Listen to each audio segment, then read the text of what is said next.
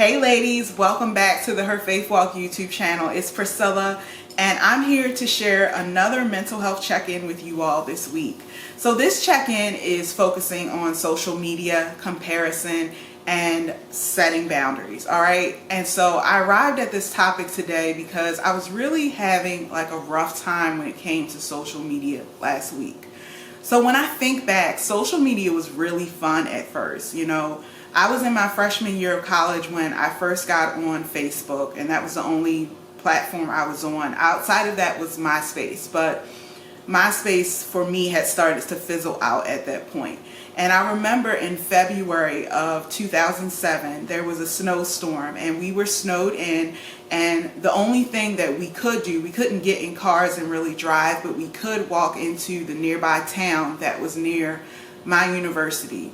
And I remember taking my camera with me and taking pictures, you know, of us going into town and of us doing funny things. And even when we came back to the dorms, being there for Valentine's Day and experiencing that basically being snowed in. So it was a lot of fun. We did a lot of goofy things, and I still have pictures that I can look back to this day that are hilarious. And that was social media for me in the beginning. It was so much fun. It was a way to share, you know, me off at college. It was a way to share when I would come home and see family and friends. And so it was just fun. So fast forward to last week, I was thinking about social media. And for me, I realized it had become like a chore, like a job. It had become a thing that I would get on when I needed to do something for work and not necessarily something for pleasure. So it has changed a lot for me, and it's probably because, you know, with the ministry I get on and I do a lot with social media to spread the word about my videos and my blog posts and, you know, my podcast, any other type of content that I'm making. And when I get on there, sometimes it's easy to get distracted. And when I say getting distracted, I'm talking about, you know, for instance, I have followed a lot of other influencers in the online ministry space or in just the area of faith in general. And, you know, I began to hear a lot of opinions on different topics that were circulating around on the internet from everywhere. And it seemed like from everyone. Everyone had something to say.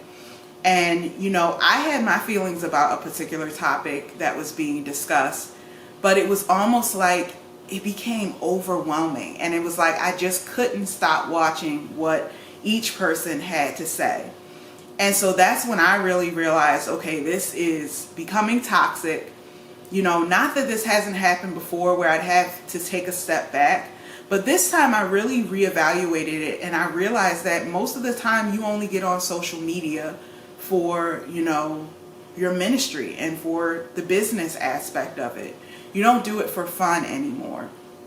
You know, one of the things that I get on there and I do is, you know, looking at my analytics and wondering how I'm doing in the algorithm.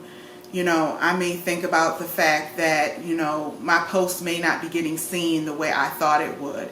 I worked so hard on a piece of content, and this is, you know, all of the results that's coming from it. And then I move into a dangerous area sometimes, which we can all move into, and that's comparison.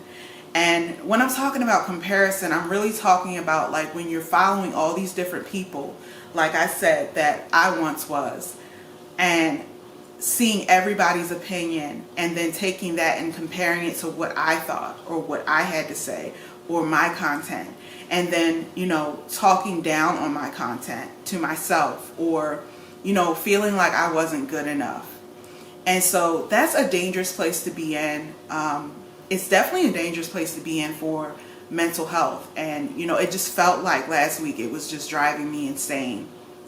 So in terms of setting boundaries, I decided to set some boundaries. So, you know, this is not suggesting that you do this. You know, you do what works for you, but because this is my mental health check-in, I'm going to share with you all what I did to, you know, kind of help with what I had going on. So I went through my accounts, and one of the cool things that I found recently on, you know, Instagram was the following. I'm going to try to share this with you. So when I'm on my profile and I hit, I don't know if you all can see this. I think you can. Yeah.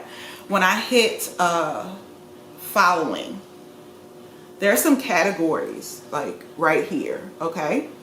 And with these categories, it says least interacted with, most shown in feed, and hashtags, creators, and businesses. So I went to hashtags, creators, and businesses, and I went through and I saw what was influencing me, to be honest. Different influencers, different people with big names. And honestly, what I went through and did was I deleted a lot of those accounts, especially accounts that I knew I would compare myself to. For instance, I have a women's ministry, so I knew that I might compare myself to another women's ministry or to another, female speaker or teacher or preacher. And compare my thoughts to what they may have to say. And I might think to myself, well, am I doctrinally sound in what I'm thinking? Or, could they be more correct? And so instead of continuing to go through all that stuff, I went through and I unfollowed. And over the past few days, as I've started to follow people again, I'm following accounts that are smaller, that kind of feel more like, I guess, on my level. That's number one. I also follow accounts that are going to help me and are not going to be an account that I'm going to compare myself to.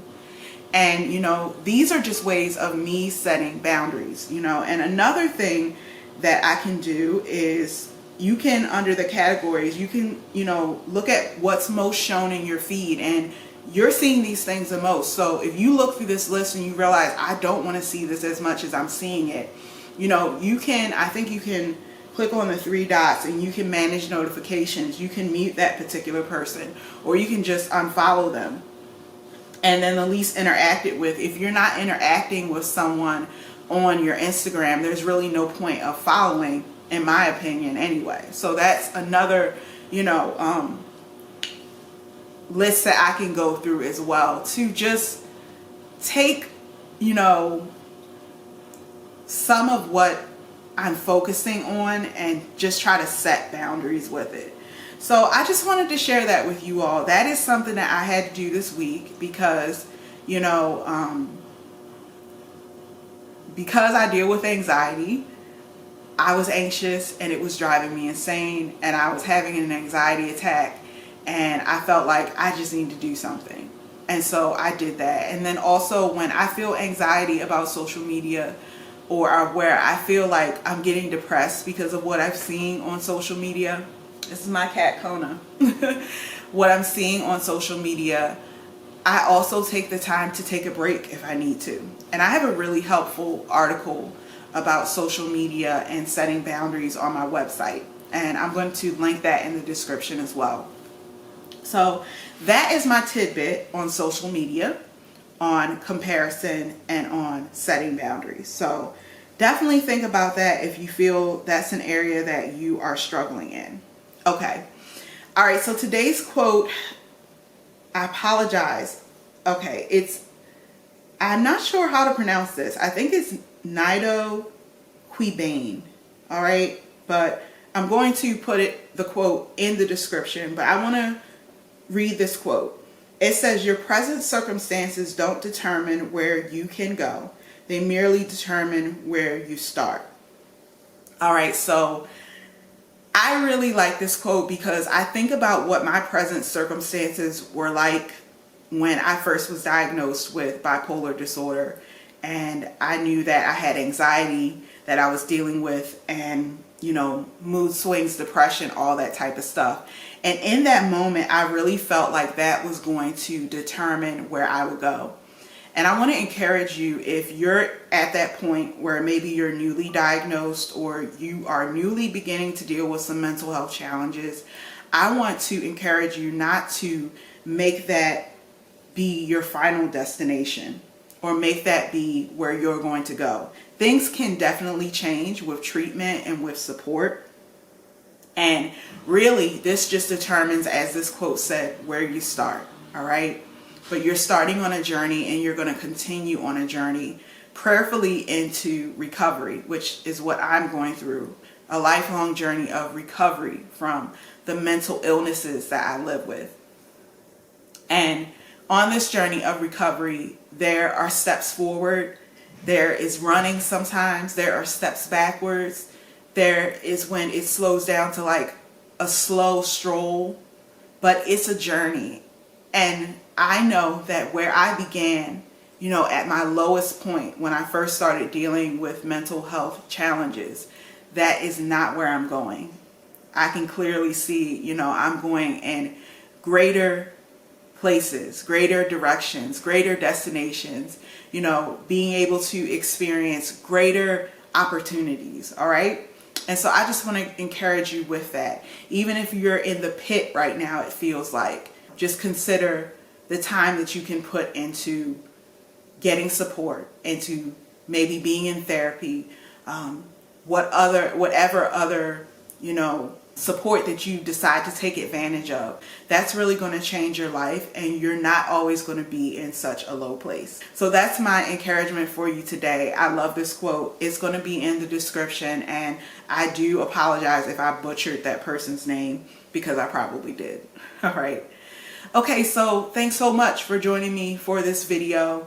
I also will have the quick links link for her faith walk in the description of this video, and that's where you can find this week's devotional, this week's podcast, and any other resources that I've been mentioning across the web. All right, so I will talk to you all next time. Until then, be blessed, and I'll talk to you later.